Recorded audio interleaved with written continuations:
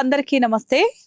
మనం మే నెలలో రాశి ఫలాలు మారినవి అసలు ఎవరికి ఎలా ఉండబోతుంది ఏంటి అనేది మే నెల మాస ఫలాల వీడియోలో మనం చూసాం కదా. ఇప్పుడు జూన్ మాసంలో ఎలా ఉండబోతుంది, ఏ రాశుల వారికి ఎలాంటి ఫలితాలు వస్తాయి, లేకపోతే ఏమైనా నష్టాలు ఉన్నవారు ఎలాంటి పరిహారాలు చేయాలి అనేది మనకు తెలియజేయడానికి మనతో పాటు ప్రముఖ జ్యోతిష్య ఆధ్యాత్మికవేత్త భార్గవి బూదరాజు గారు మనతో పాటు ఉన్నారు. అమ్మని అడిగి మరిన్ని విషయాలు తెలుసుకుందాం.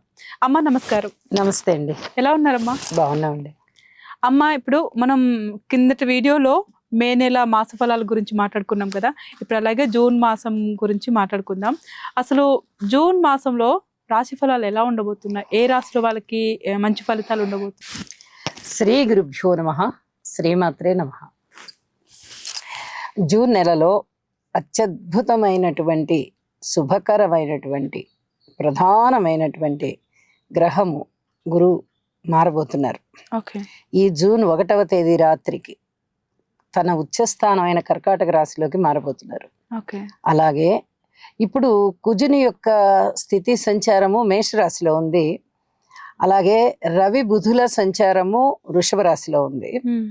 గురువుతో పాటు శుక్రాచార్యుల వారు కూడా మనకి మిథున రాశిలోనే ఉన్నారు. ఓకే. అంటే రవి ఒక్కరే వృషభ రాశిలో ఉన్నారు. బుధ గురు శుక్రులు ముగ్గురు కూడా మిథున రాశిలో ఉన్నారు. గురువు వెంటనే మారిపోతున్నారు. ఓకే. జూన్ నెలలోనే ఈ 1వ తేదీన రాత్రి మారిపోతున్నారు. కాబట్టి చాలా చాలా అద్భుతమైన ఫలితాలు. అంటే రవి మారుతున్నారు, కుజుడు మారుతున్నారు, బుధ శుక్రులు మారుతున్నారు, గురువు గారు మారుతున్నారు. 5 గ్రహాలు మారుతున్నాయి. ప్రతి 2.5 రోజుకి చంద్రుడు మారిపోతారు. కాబట్టి చంద్రుడు కూడా మారిపోతున్నారు.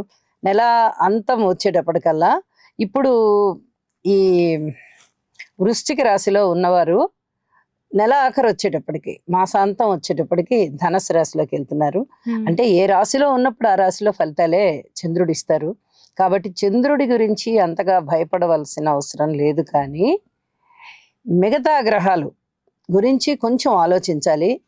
శని గారి యొక్క స్థితి సంచారం ఎప్పుడైతే మీన రాశిలో ఉందో, మరి ఏ రాశుల వాళ్ళకి ఏలినాటి శని ప్రభావం ఉంటుంది అంటే కుంభరాశి వాళ్ళకు ఉంటుంది, అలాగే మీనరాశి వాళ్ళకు ఉంటుంది, మేషరాశి వాళ్ళకు ఉంటుంది. ఈ 3 రాశుల వారికి కూడా కొంచెం ఇబ్బందికరమైన ఫలితాలు ఉండబోతున్నాయి. అలాగే ధనస్సు రాశి వారికి అర్ధాష్టమ శని సంచారం జరుగుతోంది. కాబట్టి కొంచెం ఇబ్బందికర పరిస్థితుల్ని వీరు ఎదుర్కోవాల్సి వస్తుంది. అలాగే సింహరాశి వారికి ఈ శనిగారి సంచారం అష్టమ స్థానంలో ఉంటున్న కారణం చేత వీరు కూడా కొన్ని రకాల శనిగారి దుష్పరిణామాలకి కొంచెం ఇబ్బందులు పడవలసి వస్తుంది. కాబట్టి శనిగారికి తప్పనిసరిగా స్తోత్రపారాయణాలు చేసుకోవాలి, తైలాభిషేకం చేసుకోవాల్సి ఉంటుంది. అలాగే కొన్ని నల్ల నువ్వులు దానం ఇవ్వడము చాలా చాలా మంచిది. హనుమాన్ చాలీసా పారాయణ చేయడము చాలా చాలా మంచిది. ఈ రాసుల వారు ఈ జాగ్రత్తలు అయితే ముందు తప్పనిసరిగా తీసుకోవాలి. తదుపరి కుజుని యొక్క గమనము ఎప్పుడైతే మేషరాశిలో ఉంటోందో, కొన్ని రోజులు మేషరాశిలో ఉంటుంది ఈ జూన్ నెలలో. అయితే ఇక్కడ రుచిక మహాపురుష యోగాన్ని సూచిస్తుంది. జన్మజాతకంలో అయితే ఖచ్చితంగా రుచిక మహాపురుష యోగం అనే చెప్తాము. అయితే మనం గోచారం కాబట్టి గోచారంలో యోగాలను ఎక్కువగా తీసుకోము. అందువల్ల ఏమవుతుందంటే కొంచెం ఫలితం తగ్గినట్టుగా ఉంటుంది. కానీ స్వస్థానంలో ఉన్నటువంటి గ్రహము అత్యద్భుతమైన ఫలితాలను ఇస్తుంది ఎప్పుడు కూడాను. కాబట్టి ఇక్కడ స్వస్థానంలో ఉన్న మేషరాశికి, మేషరాశి వారికి చాలా చాలా మంచి శుభ పరిణామాలు ఉంటాయి. మేషరాశి వారికి చాలా బాగుంటుంది అని చెప్పాలి. అలాగే రవి యొక్క గమనము వృషభ రాశిలోకి ఉండి కొంచెం ఈ నెల మధ్యలోకి వెళ్ళేటప్పటికి 15వ తేదీ లేదా 16వ తేదీ ఆ 2 రోజుల్లోనూ మిథున రాశిలోకి మారిపోతున్నారు. మిథున రాశిలో ఉన్నటువంటి శుక్ర బుధులు ఇద్దరు కూడా కర్కాటక రాశిలోకి గురువు గారితో పాటు మారిపోతున్నారు. కాబట్టి శుభగ్రహాలు కర్కాటక రాశిలోకి వచ్చేస్తున్నాయి. ఇది చాలా అద్భుతమైన సంచారం అవుతూ ఉండగా మిథున రాశిలో రవి గారి సంచారం కానీ, వృషభ రాశిలోకి కుజుని సంచారం కానీ, కర్కాటక రాశిలోకి గురు చంద్ర బుధుల సంచారం కానీ, ఇవన్నీ కూడా చాలా మంచి ఫలితాలనే సూచిస్తూ ఉన్నాయి అని చెప్పి తెలియచెప్పడం జరుగుతోంది. అలాగే మాస ప్రారంభంలో ఉన్నటువంటి వృశ్చిక రాశిలో చంద్రుడు నీచిపడి ఉంటారు. అయినప్పటికీ కూడా శుభ ఫలితాలే ఇస్తారు. ఆయన చాలా రాసుల వారికి. అలాంటి శుభ ఫలితాలు ఉంటూ మాసాంతం వచ్చేటప్పటికి ధనుసు రాశిలోకి ఉన్నారన్నమాట ఆయన. ఓకే. మొత్తం అన్ని రాశి చక్రంలో మొత్తం ఆ రాశి చక్రాన్ని భచక్రము అని పిలుస్తాము.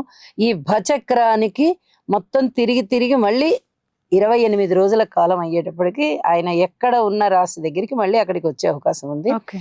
కానీ ఒక 2 రోజుల గమనం ఉంటుంది కాబట్టి ఆయనది ఒక్కొక్క ఆ, రాశి నుంచి మారాలంటే ధనస్సు రాశిలోకి వచ్చేస్తారు. ధనస్సు రాశిలో చాలా అద్భుతమైన ఫలితాలను ఇస్తారండి. అమ్మ, మే నెలతో పోలిస్తే జూన్ నెలలో ఏమైనా మార్పులు వచ్చే ఛాన్స్ ఉందంటారు? చాలా ఉన్నాయి. గ్రహస్థితులు అన్నీ మారాయి దాదాపుగా. ఇప్పుడు మే నెలాఖరులోనే మనకి ఈ గురు శుక్రులు మారి ఉన్నారు. జూన్ నెలలో 100% శుక్రాచార్యుల వారు మారిపోయారు, బుధుడు మారిపోయారు, గురువు మారిపోయారు, రవి మారారు, కుజుడు మారుతున్నారు. మరి ఇన్ని రకాలుగా మారుతూ ఉన్నప్పుడు గ్రహాలు చాలా చాలా ఫలితాలు మారిపోతాయండి. ఒక్క చంద్రుడు మారుతూ ఉంటేనే కొంచెం ఫలితాలు మారుతాయి. అలాంటిది రవి, కుజ, బుధ, శుక్ర, గురు ఇంకా 5 గ్రహాలు మారుతున్నాయంటే చాలా పెద్ద పెద్ద మార్పులు ఉంటాయి. ఓకే అమ్మ, మరి ఇప్పుడు ఏ రాశి వాళ్ళకైనా డబ్బు విషయంలో కానీ ఉద్యోగం విషయంలోకైనా ఏదైనా మార్పులు వచ్చే ఛాన్స్ ఉందంటారు? మార్పులు వచ్చే ఛాన్సులు అంటే కర్కాటక రాశి వారికి చాలా చాలా బాగుంటుంది, అద్భుతంగా ఉంటుంది. కర్కాటక రాశికి రాశిలోకే గురువు ఉచ్చ స్థానం పొంది ఉన్నారు కాబట్టి అద్భుతమైన మార్పులు ఉంటాయి. అలాగే మిథున రాశి వారికి కూడా చాలా అద్భుతమైన మార్పులు ఉన్నాయి అని చెప్పి తెలియచెప్పడం జరుగుతుంది. కన్యా రాశి వారికి చాలా బాగుంటుంది. తులారాశి వారికి కొంచెం అటు ఇటుగా ఉంటాయి ఫలితాలు. వృశ్చిక రాశి వారికి చాలా చాలా బాగుంటుంది. మకర రాశి వారికి అద్భుతంగా ఉంటుంది. మీన రాశి వారికి అద్భుతంగా ఉంటుంది. కొన్ని రాశులకి ధనయోగాలు బాగా పడుతున్నాయండి. అందులో చీకు చింత లేకుండా కళ్ళు మూసుకొని వెళ్ళిపోవచ్చు అనమాట. అంత అద్భుతంగా ధనయోగాలు పడుతున్నాయి. అమ్మ, మరి ధనస్సు రాశి వారికి ఎలా ఉండబోతుంది? ధనస్సు రాశి వారికి శని గారి యొక్క స్థితి ఏమో అర్ధాష్టమంలోకి వచ్చిందండి. తప్పనిసరిగా పరిహారాలు చేసుకోవాలి. తృతీయ స్థానంలో రాహు గారు ఉన్నారు, చాలా చాలా బాగుంటుంది. మరి అష్టమ స్థానంలోకి గురువు గారు వచ్చారు ఇప్పుడు ఈ రోజు నుంచి. ఇక నవమ స్థానంలో కేతువు గారి బలం ఉంది కాబట్టి అంత బలం లేదు. అంటే నవమ స్థానంలో కేతువు గారి సంచారం ఉంది కాబట్టి ఆ బలం అనేది ఇక్కడ ఈ ధనుసు రాశి వారికి సరిపోవడం లేదు. అంటే ఇక్కడ శనిగారి బలము లేదు, గురువు గారు అష్టమ స్థానంలోకి వచ్చిన్నారు, కేతువు బలము లేదు. ఇక్కడ ఒక గమ్మత్తు ఏంటంటే అష్టమ స్థానంలోకి వచ్చినప్పటికీ కూడా రాస్యాధిపతి, ఈ మాతృవర్గ అధిపతి, మాతృస్థానాధిపతి అవుతూ ఉన్నటువంటి వారు గురువు గారు కాబట్టి అష్టమంలో ఉన్నా కూడా ఇబ్బందులు కలగజేయరు. ఆయన ఉచ్చరాశిలో, నా ఉచ్చరాశిలో నేను ఉంటూ నా స్వస్థానాన్ని నేను ఎందుకు పాడు చేసుకుంటాను అని చెప్పి ఆయన పాడు చేయరు. ఇక్కడ ఈ లాజిక్ మనం అర్థం చేసుకోవాలన్నమాట. అష్టమంలో ఉంది కదా, కష్టాలు వచ్చేస్తాయి అనడానికి వీల్లేదు. అష్టమంలో ఉన్నప్పటికీ కూడా ఆయన సొంత స్థానాన్ని ఆయన జాగ్రత్తగా పదిలంగా కాపాడుకుంటారు. ఆయన ఇంటిని ఆయన పాడు చేసుకోరు. కాబట్టి కీర్తి ప్రతిష్టలు బాగుంటాయి, ధనాదాయం బాగుంటుంది. ఈ రెండింటిని గుర్తుపెట్టుకోవాలి. అమ్మ, మరి ఈ రాశి వాళ్ళు ఎలాంటి పరిహారాలు చేస్తే బాగుంటుందంటే? చాలా పరిహారాలు చేసుకుంటేనే మంచిది.